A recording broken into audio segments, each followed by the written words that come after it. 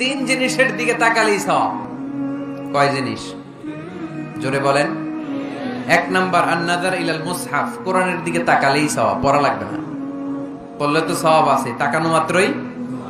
দুই নাম্বার আন-নাযার ইলা ওয়াজহিল ওয়ালিদাইন, মা বাবার চেহারা,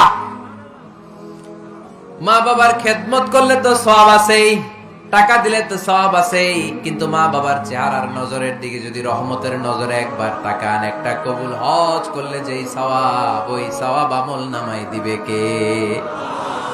মা বাবা এমন জিনিস আমরা চিনলাম না।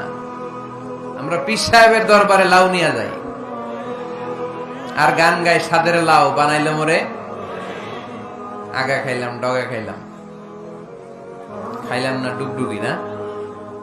তো কই লাউ নিয়ে যান আপনি, কই হাদিয়া নিয়ে যান? আসল পীর সাহেব তো আপনার ঘরে। আপনার আব্বা সবচেয়ে বড় পীর সাহেব, আপনার আম্মা জান আপনার জন্য সবচেয়ে বড় পীর সাহেব।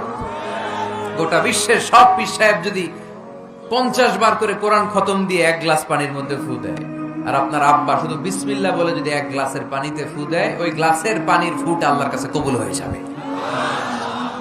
এজন্য বিশ্বনবী বলতেন, আল জান্নাতু তাহতা আকদামি উম্মাহাতিকুম।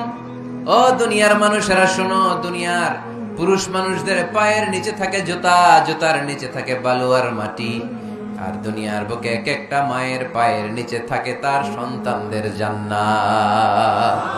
ওগো মা তুমি এই ধরনের শ্রেষ্ঠ নেয়ামত, তোমারই পদ তলে রয়েছে জান্নাত। ওগো মা তুমি এই ধরনের শ্রেষ্ঠ নেয়ামত, তোমারই পদ তলে রয়েছে জান্নাত। সুবহানাল্লাহ পড়ে। কি মা? এই মারে আমরা চিনি না।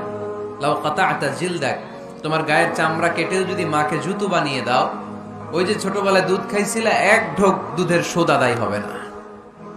এক ঢোক দুধের শোধ আদায় হবে না। ওই মা।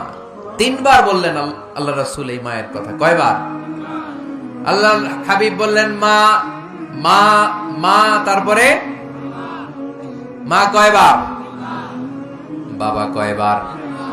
তার মানে ইসলাম মাকে দিয়েছে স্বর্ণ পদক, ইসলাম মাকে দিয়েছে রৌপ্য পদক, ইসলাম মাকে দিয়েছে ব্রোঞ্জ পদক, বাবাকে দিয়েছে সান্ত্বনা পুরস্কার।